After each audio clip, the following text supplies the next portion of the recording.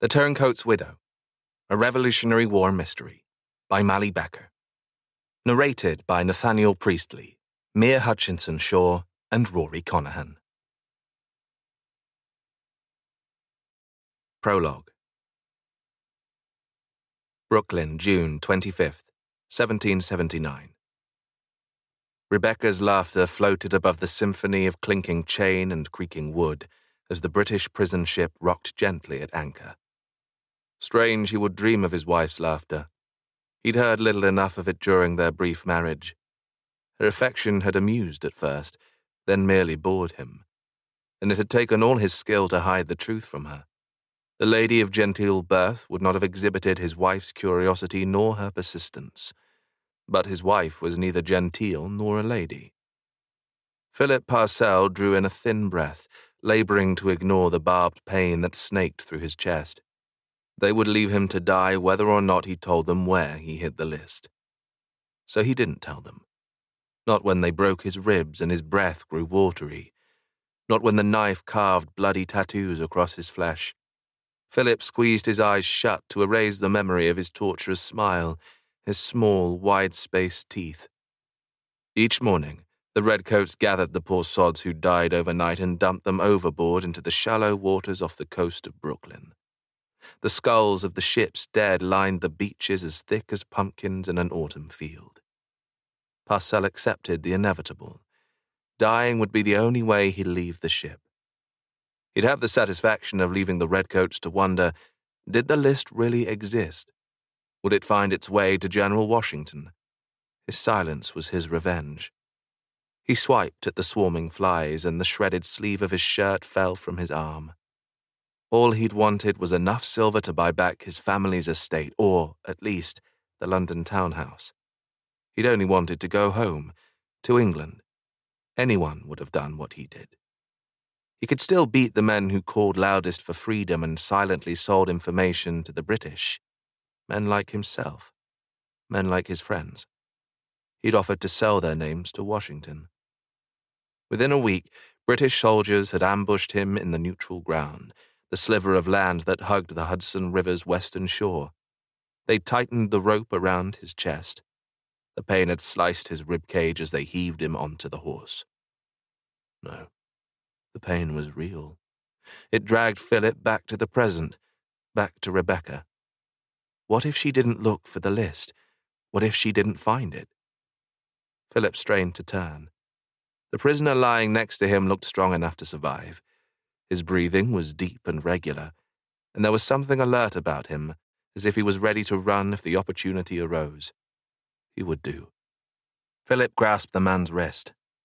"Go somewhere else to die." The prisoner shook off Parcell's hand. Then he hesitated, pushing a small tin cup of water across the narrow space that separated them.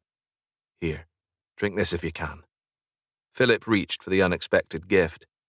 Prisoners were only allotted one cup each day. His hand shook. He spilled more than he drank. He was thirsty all the time now, but at least the hunger that had haunted him for the past few weeks was gone.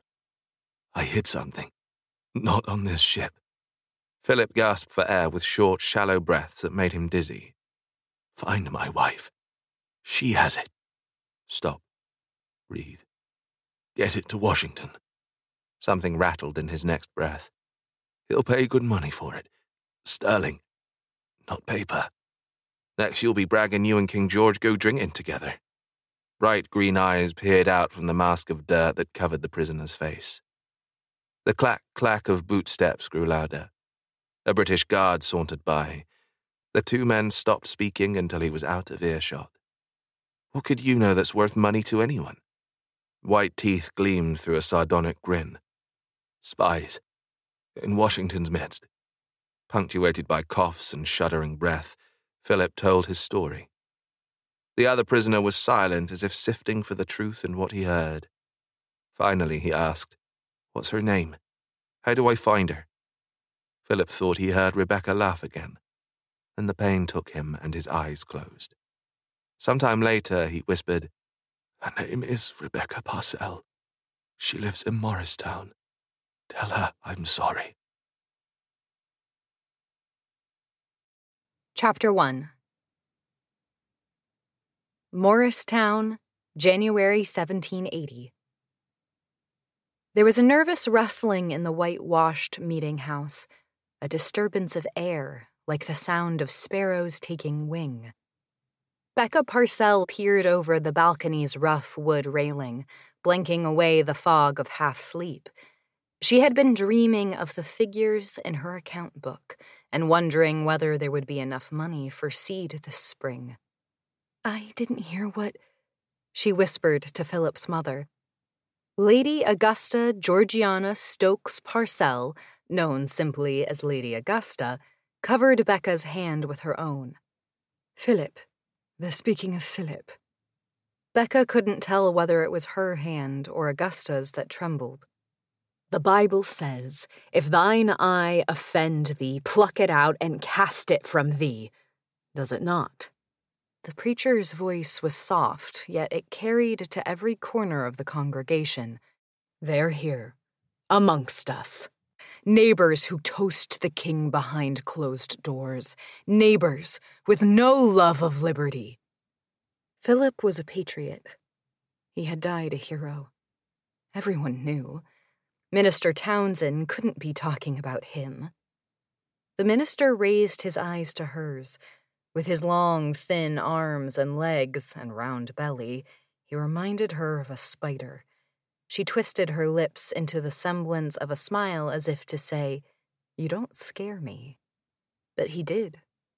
"Which of your neighbors celebrates each time a patriot dies?"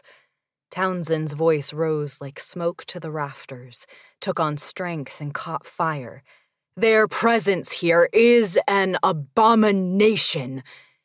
He rapped the podium with a flat palm, the sound bruising in the quiet church. "Then cast them out!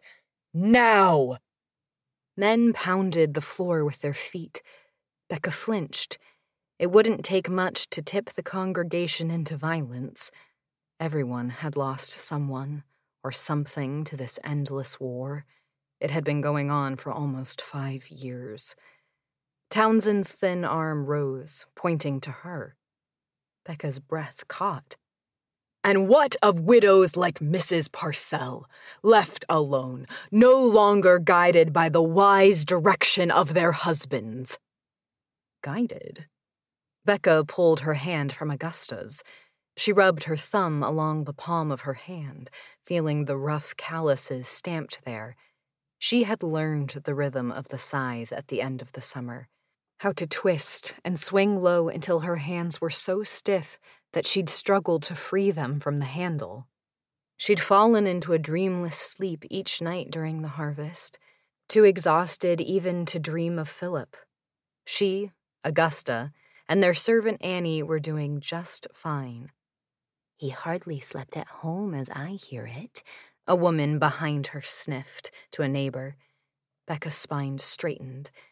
"No wonder there were no babes," the second woman murmured. Becca twisted and nodded a smile to Mrs. Huber and Mrs. Harrington. Their mouths pursed into surprised, tight circles. She'd heard them murmur, their mouths hidden by fluttering fans, about her lack of social graces, her friendship with servants, her awkward silence in company. "What else could you expect from her?" they would say, snapping shut their fans. Relief washed through Becca nonetheless.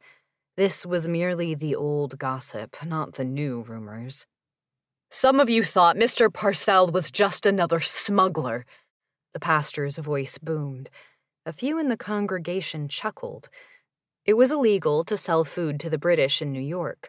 The London trade, some called it, but most turned a blind eye. "Even patriots need hard currency to live," Becca recalled Philip saying. "He only married her for the dowry," Mrs. Huber hissed. Becca's hand curved into a fist. Augusta cleared her throat, and Becca forced herself to relax. "Perhaps some of you thought Mr. Parcell was still a Tory," the minister said. The chuckling died. "He came to his senses, though. He was, after all, one of us," Minister Townsend continued. "One of us."